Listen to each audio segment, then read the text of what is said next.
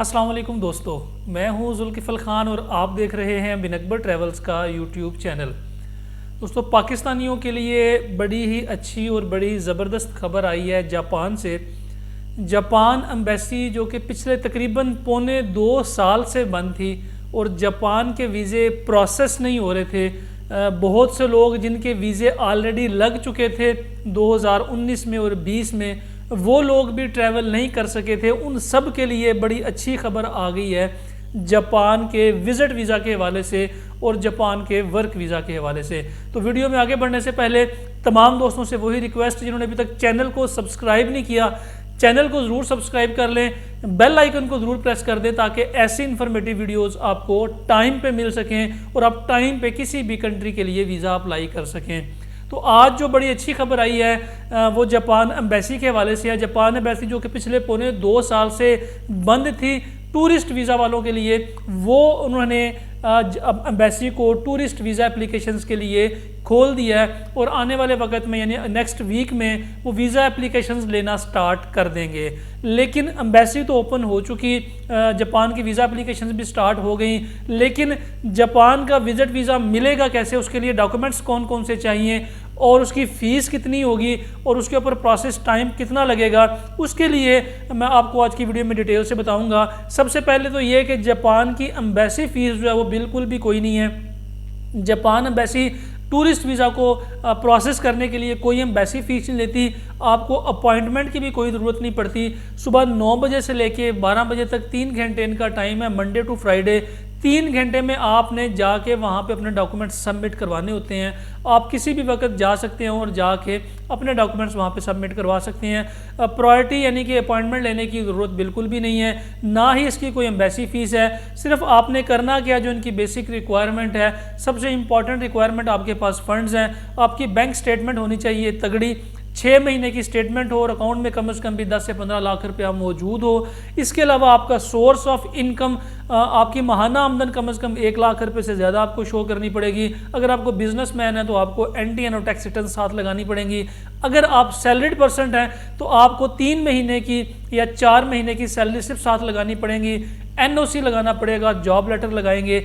उसके बाद आपके जो ट्रैवल प्लान है वो आपका साथ लगेगा, साथ आपकी कंफर्म रिटर्न टिकट लगेगी, कंफर्म होटल बुकिंग लगेगी, क्योंकि अगर आप ये चीज़ें कंफर्म लगाएंगे तो वीज़ा चांसेस बहुत ज़्यादा हो जाएंगे। साथ आपकी ट्रैवल हिस्ट्री, इससे पहले अगर आपने किसी कंट्री का विज़िट किया हुआ है और आपकी ट्रैवल हिस्ट्री अच्छी है, साथ आपका पासपोर्ट, जितने भी पासपोर्ट हैं आपके वो साथ लगेंगे, ID कार्ड की कॉपी लगेगी, साथ में आपकी एक तस्वीर लगेगी जो कि 2 इंच बाई 2 इंच की इसका साइज़ है जापान के लिए। वाइट बैकग्राउंड मैट फिनिश में पिक्चर होनी चाहिए।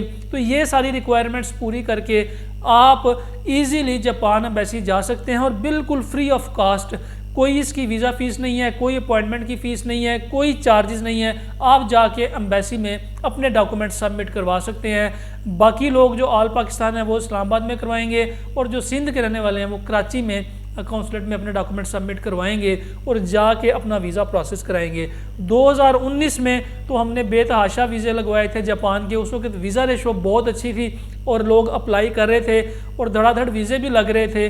लेकिन अब चूँकि ये काम 2 साल बाद स्टार्ट हुआ है और 13 मई से इसको प्रॉपर रूटीन में वो लेके आएंगे, तो हो सकता है कि इसकी कोई रिक्वायरमेंट्स में वो मज़ीद चेंजिंग कर दें या वीज़ा रेशो जो है वो स्टार्ट में वो थोड़ी सख्ती करें, उसके बाद इसकी नरमी करना शुरू कर दें। लेकिन अगर आप चाहते हैं कि आपकी वीज़ा रेशो अच्छी हो तो कोशिश करें कि फैमिली के साथ अप्लाई करें, क्योंकि जापान का होता ये है कि वीज़ा लगने के बाद भी एयरपोर्ट के ऊपर बहुत सारी प्रॉब्लम्स आ जाती हैं। अगर आप फैमिली के साथ ट्रैवल कर रहे हैं तो आपको एयरपोर्ट पे, ना पाकिस्तान में किसी एयरपोर्ट पे कोई प्रॉब्लम आती है, ना ही टोक्यो पे या नरीता एयरपोर्ट पे आपको किसी भी किस्म की कोई प्रॉब्लम नहीं आती।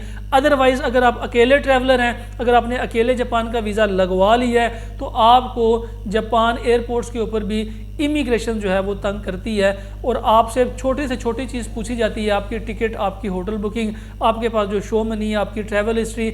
यहाँ तक भी हुआ है कि लोगों को वापस भेज दिया गया है एयरपोर्ट के ऊपर बगैर कोई वजह बताए। तो वो एयरपोर्ट को कैसे क्लियर करेंगे, आपकी फ़ाइल कैसे प्रिपेयर होगी, इसमें जो हमारे पास नॉलेज है, जो हमारे पास टिप्स हैं, वो हम आपसे शेयर कर देंगे। अगर आप फ़ाइल प्रिपेयर करवाना चाहते हैं, जापान का वीज़ा अप्लाई करना चाहते हैं, एयरपोर्ट पे जो मुश्किलात आती हैं उनसे कैसे टैकल करना है, इसके बारे में अगर आपको इन्फॉर्मेशन चाहिए तो आप कॉल भी कर सकते हैं और आप हमारे ऑफिस विज़िट करके अपनी फ़ाइल भी प्रिपेयर करवा सकते हैं। कोशिश करें कि आपके पास जापान की इन्फॉर्मेशन अच्छी हो, जापान के सिटीज़ की, टूरिस्ट प्लेसेस की, वहाँ पे कौन कौन सी जगह देखने वाली है, घूमने फिरने का सीज़न कौन सा है। अभी चूँकि ये पीक सीज़न है अप्रैल से लेके तो सितंबर तक, तो इन दिनों में वीज़ा रेशो जो है वो भी बड़ी अच्छी होगी। तो जो लोग अप्लाई करना चाह रहे हैं विज़िट वीज़ा के हवाले से, वो लोग अप्लाई कर सकते हैं। लेकिन अगर आपके पास जापान में किसी रिश्तेदार, किसी दोस्त अहबाब का इनविटेशन हो, आपके पास इनविटेशन लेटर या गारंटी लेटर का फॉर्मेट चाहिए, तो वो भी हम आपको सेंड कर देंगे। वो आप फॉर्मेट उनको भेजें, वो वहाँ से उस फॉर्म को फिल करके आपको वापस भेजेंगे। वो अगर आप एप्लीकेशन के साथ लगा के तो अप्लाई करें तो वीज़ा लगने के चांसेस 90% हो जाते हैं। अगर आपके पास गारंटी लेटर, इनविटेशन लेटर और वहाँ पे किसी कंपनी या ऑर्गेनाइजेशन की डिटेल्स मौजूद है जो आपको स्पॉन्सर करती है, जो आपको कहती है कि जब हमारे पास आए हम आपको विजिट करवाना चाहते हैं, जैसे कि बिजनेस पर्सन है, जो लोग जापान से गाड़ियाँ इंपोर्ट करते हैं, जो लोग वहाँ से इलेक्ट्रॉनिक्स इंपोर्ट करते हैं, स्पेयर पार्ट्स इंपोर्ट करते हैं, तो उनको अगर वहाँ से इनविटेशन गारंटी लेटर आ जाता है तो उनके वीज़ा लगने के चांसेस भी 90% हैं। तो इन सब के फॉर्मेट्स हमारे पास पड़े हुए हैं, आप हमसे फॉर्मेट्स भी ले सकते हैं व्हाट्सअप के ऊपर, ताकि आप जापान में किसी को भेज के उनसे वो फॉर्म फिल करके वो आपको वापस भेज देंगे, आप यहाँ पे उनका प्रिंट निकलवा सकते हैं। इसके अलावा जापान का वर्क वीज़ा जो कि तकरीबन ये 1.5 साल बंद रहा है और पिछले माह से ये स्टार्ट हुआ है, उसके ऊपर भी वर्किंग स्टार्ट हो गई है। अगर आपको जापानीज़ लैंग्वेज आती है और आपको जापान में आपके पास कोई वर्क परमिट मौजूद है जो वहाँ से आपको किसी कंपनी ने भेजा है, तो आप उसके लिए भी अपना जापान का वीज़ा अप्लाई कर सकते हैं। जापान का वर्क वीज़ा के लिए भी एप्लीकेशंस स्टार्ट हो चुकी हैं, लेकिन उसके लिए आपको जापानीज़ लैंग्वेज आना बहुत ज़रूरी है। जो लोग जापान वर्क वीज़ा के लिए आप कोशिश कर रहे हैं या जापान जाना चाहते हैं, वो जापानीज़ लैंग्वेज लाजमी सीख लें। जापानीज़ लैंग्वेज के बगैर वीज़ा, वर्क वीज़ा नहीं प्रोसेस होता जापान का। फ़िलहाल के लिए इतना ही। अपना और अपने साथ रहने वालों का खास ख्याल रखिएगा, अपने इस चैनल का भी। मुझे दें इजाज़त, अल्लाह हाफिज़।